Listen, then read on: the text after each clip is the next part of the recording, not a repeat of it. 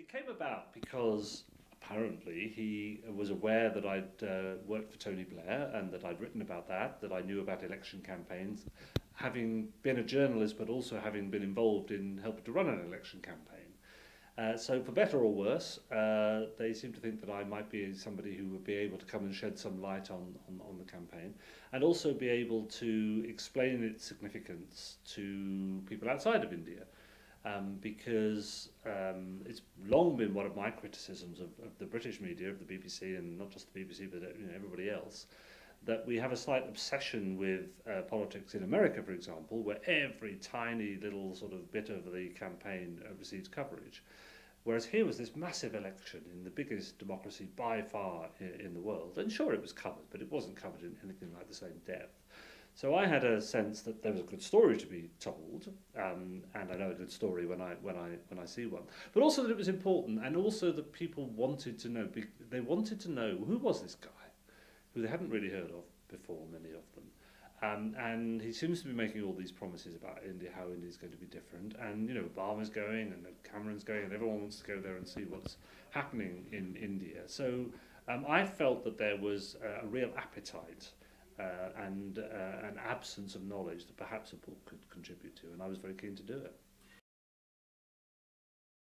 I mean, I called the book The Modi Effect because I wanted to investigate what it was that Modi himself had contributed to the victory.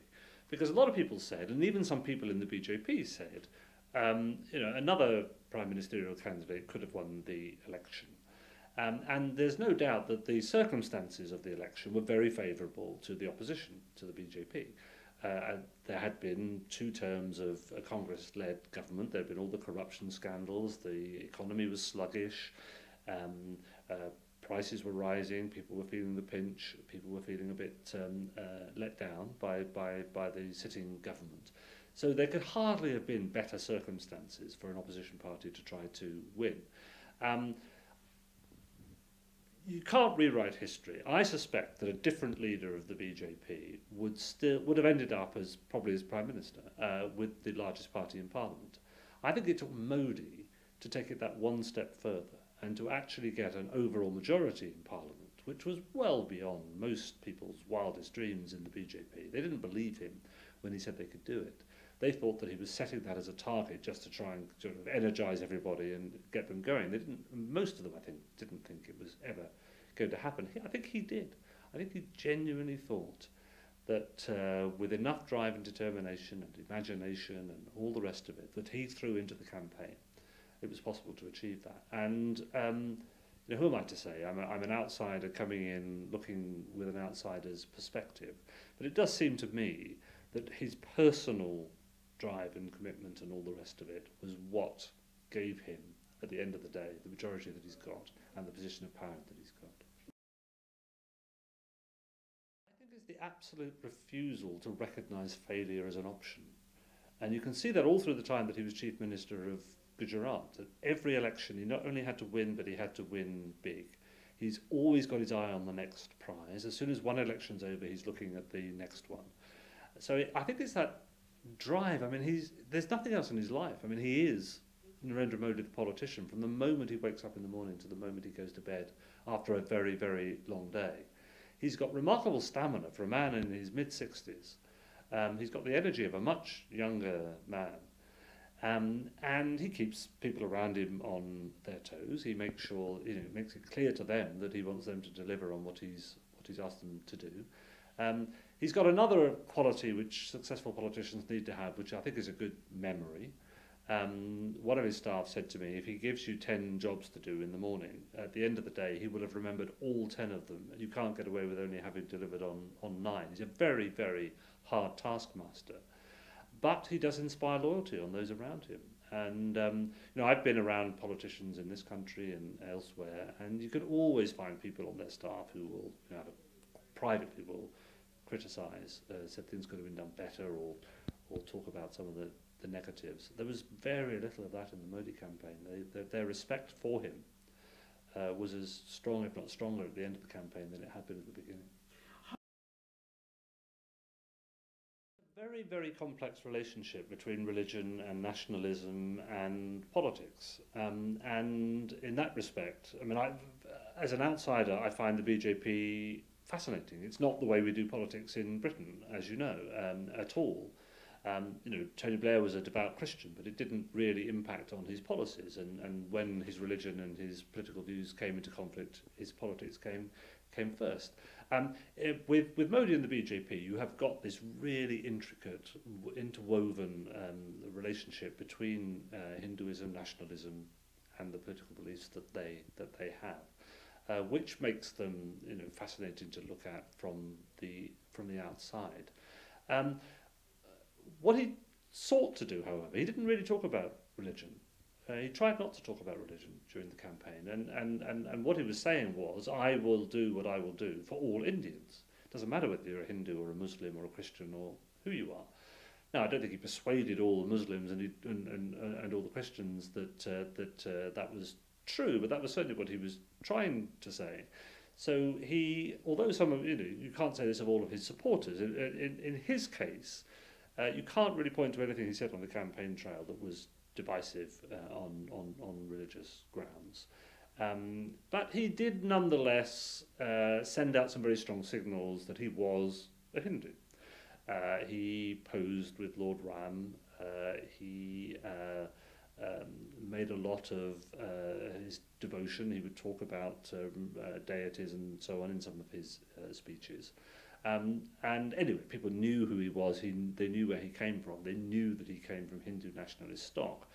And that was very important in building up a significant part of his support base. But he couldn't have won on that alone, and he knew that that wasn't enough. You know, there had been other Hindu nationalists who'd run for Prime Minister and had never been elected.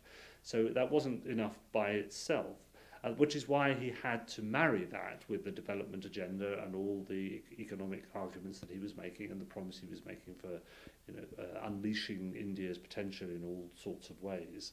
And it was a balancing act. It continues to be a balancing act while he's Prime Minister. He can't afford, even if he wanted to, and I don't think he does want to, but even if he wanted to, he couldn't alienate those people from the Hindu nationalist tradition who have been his supporters all his life.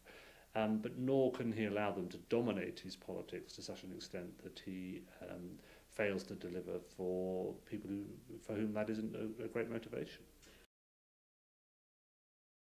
I think that was the intention. I think Mr. Modi himself planned to come. I don't think it's a snub to Britain, and it's certainly not a snub to the Indian community in Britain by any stretch of the imagination.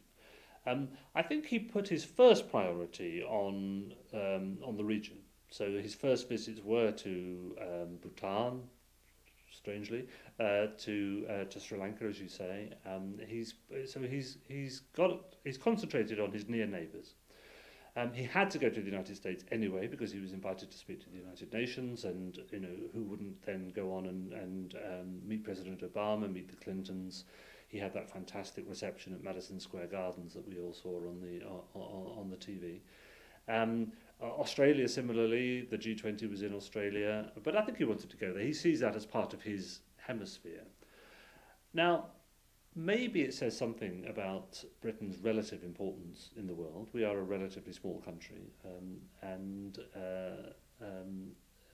perhaps it says something about that. But I genuinely don't think it's intended as any kind of a snub. And the election isn't insignificant. I think if he wasn't able to come quite a bit before the election, and there simply wasn't time in the diaries to be able to do that, it was better to wait until afterwards when we see who the new Prime Minister is he's going to come here to meet. There's undoubtedly competition with China. Now he's met the Chinese president. He's been to Japan. So again, he recognises other big economic powers in the region, but there's no doubt that he wants India to be a big, if not the biggest player in Asia, and he sees the potential for that. He sees the potential for growth. He sees the capacity of the Indian population to contribute to economic development and to the opportunities there for inward investment and so on and so forth. But as I said, that his first visits were within the region. He's put an awful lot of time and effort into even some, as you say, some of the really much smaller, very small countries in the region. But he's pretty well, with the obvious exception of Pakistan and Bangladesh, but he's pretty well visited all of them, I think, now. India and Pakistan have got a long history of rivalry and conflict, and as we all know, it'll take quite a lot of time to rebuild trust. I think he's got his own concerns about the border region and so on and so forth. I think that it's true to say that some of his supporters would have been very surprised if his first visit had been to Karachi, but that was never going to happen. I think it's probably, I mean, the jury is still out. Some people will never be persuaded by him saying that I govern for all Indians when they see, not necessarily him, but people associated with his party or with the RSS or whatever, pushing for policies which appear to favour Hinduism and appear to be informed by that religious tradition. Clearly he doesn't want to follow Congress in specifically favouring the minorities, and he doesn't believe that that sort of handout mentality is the right way to go about it. That's not an unfamiliar economic position for right-wingers to take. Now, that is all fine and good, provided that the benefits of economic development are evenly shared and people feel that they all are included in what he's trying to do for the country. Some people clearly don't feel that. I think on something like, for example, India's Daughter, the documentary, I was very disappointed by the Indian government's response to that. I don't think you blame the messenger. And I was a little surprised because Modi has spoken out quite courageously on the issues of women's security. He made it a campaign issue. When before has an Indian Prime Minister stood up on Independence Day from the ramparts of the Red Fort and talked about the appalling way in which women are treated in India at times, the risks to them of rape and domestic violence and female feticide, all those sorts of things. I think he's been quite courageous in talking about that, and I'd like to have seen a bit more courage when it came to that documentary.